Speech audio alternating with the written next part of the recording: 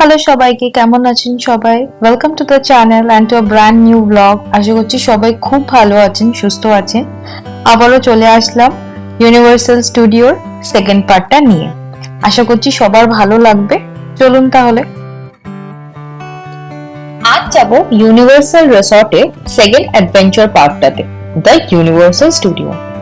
এখানে সব অ্যাডভেঞ্চার পার্কগুলোই এতটাই বড় যে একদিনে সবটা ঘোরা দেখা পসিবল হচ্ছিল না। আমাদের 4 দিনের এন্ট্রি টিকিট ছিল, বাট সত্যি বলতে দুটো পার্কের জন্য 3 দিন is more than enough. So here we are at the universal studio.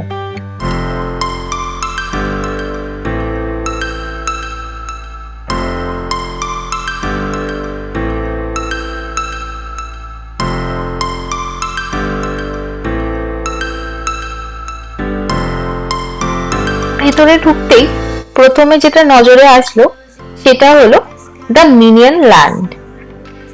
বাচ্চাদের একটা খুবই পপুলার কার্টুন ক্যারেক্টার হলো দ্য মিনিয়ন্স।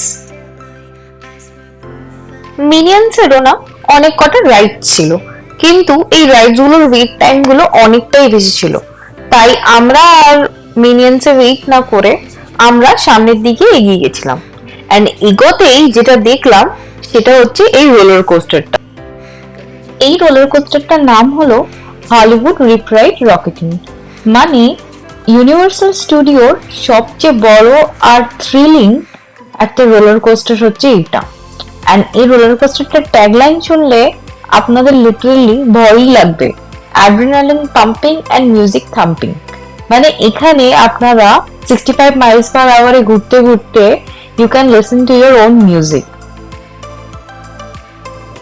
একটু সামনে এগোতেই ছিল হচ্ছে দ্য মামি মিউজিয়াম। মামি মিউজিয়ামের ভেতরে একটা রাইড ছিল দ্য রিভেঞ্জ অফ দ্য মামি। রাইডটা নেওয়ার পর যেখানে আমরা গেলাম সেটা হচ্ছে তেমনই একটা প্লেস যেখানে only witches and wizards are allowed. Yes, finally we are at Dragon alley.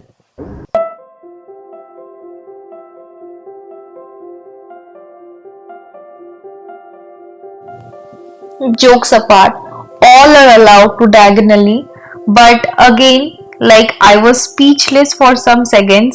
মানে যারা আমার মতো হ্যারি পটার ফ্যান তারাই বুঝতে পারবেন যে আমার ফিলিংসটা কি হচ্ছিল। সেটটা এতটাই ডিটেল ছিল, I really don't know how much this video can give justice what I saw. But সত্যি বলবো, people who are Harry Potter fan, it's a must visit place. It's awesome. মানে even words can't describe how I felt.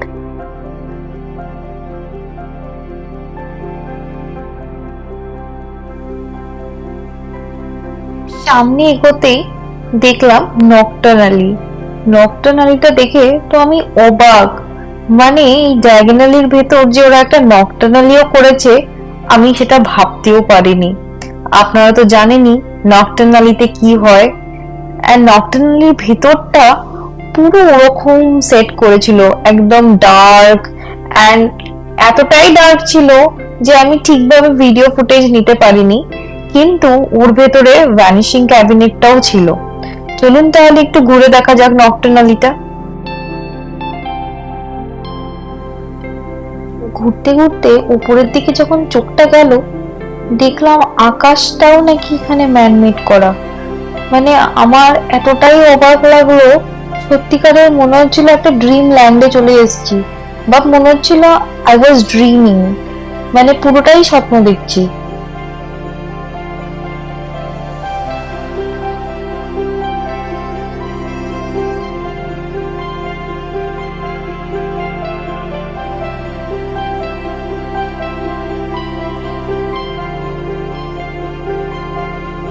নকটার্নালি থেকে বেরোতেই আমরা চলে গেছিলাম হচ্ছে গ্রিঙ্গটস ব্যাংকে।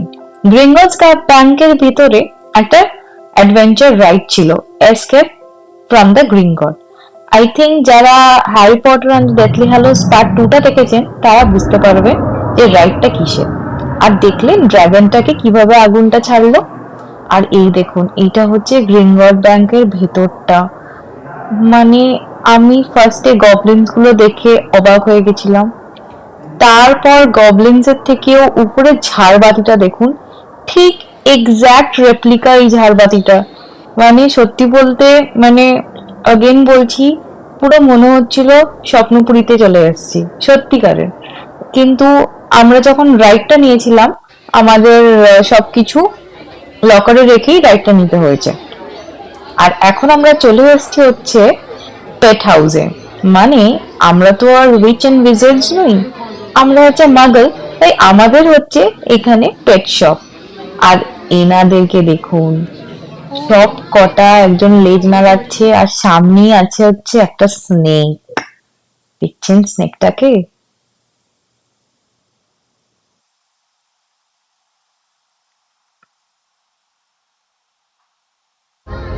And look at these. I would say nothing can beat a Nimbus 2000. So this is it. Just see it. সামনে এগোতেই এখানে একটা ছোটখাটো একটা শো হচ্ছিল। এখানে ম্যাক্সিমাম স্টেজ শোজ গুলো হয়। তো it was a nice stage show. Let's C.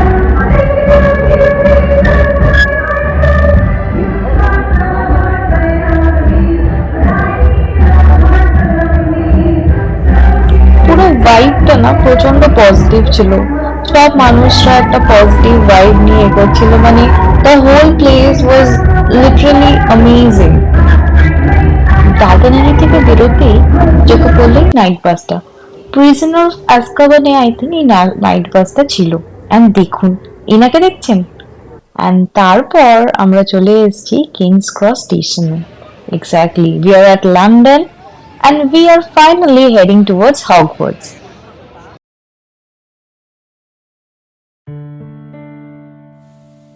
So এই হগওয়ার্থ এক্সপ্রেসের রাইডটা আপনারা তখনই নিতে পারবেন যখন আপনাদের কাছে পার্ক টু পার্ক টিকিট থাকবে। মানে আইল্যান্ড অফ অ্যাডভেঞ্চার আর ইউনিভার্সাল স্টুডিওর যদি পার্ক টু পার্ক টিকিট থাকে আপনাদের, তাহলেই এই হগওয়ার্থ এক্সপ্রেস করে আপনারা আইল্যান্ড অফ অ্যাডভেঞ্চারে হগওয়ার্থসে চলে যেতে পারবেন।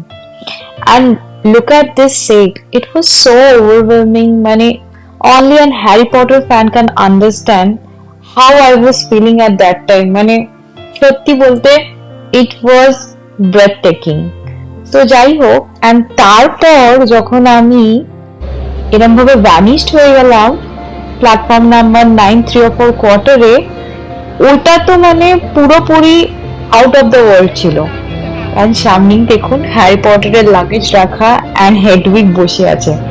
ওফ, হোয়াট আ সিন! সিরিয়াসলি বলতে দারুণ ছিল, দারুণ। আমাদের হগওয়ার্টস এক্সপ্রেসে চলে এসছে। এবার আমরা হগওয়ার্টস এক্সপ্রেস চেপে চলে যাব হচ্ছে হগওয়ার্টসে। অ্যান্ড এনাকে চিনতে পারছেন? Preacher the হাউজার। ইয়েস, দেখুন সামনেই কিরম ভাবে মুখ বাড়াচ্ছে। মনে আছে বারবার আপনাদের একটা রাইডের কথা বলছিলাম, একটা রোলার কোস্টার রাইডের কথা, the velocicoaster. Yes, this is the velocicoaster. 110 kilometre per আওয়ারে যখন এই রাইডটা আপনাদের চড়তে হবে, তখন বুঝতে পারবেন যে হার্টবিট কাকে বলে। মানে এই রাইডটা চড়ার পর literally for some seconds I was shaking. এত ভয় লেগেছে, আর কোনোদিন মনে হয় না আমি কোনো রোলার কোস্টার চড়বো। যাই হোক, আজকের ভিডিওটা এখানে এন্ড করলাম, অ্যান্ড ইউনিভার্সাল জার্নিও আজ এখানেই এন্ড হলো। ব্লগটা ভালো লাগলে একটা লাইক, শেয়ার এন্ড সাবস্ক্রাইব করে দেবেন। আবারও চলে আসবো নতুন একটা ব্লগ নিয়ে।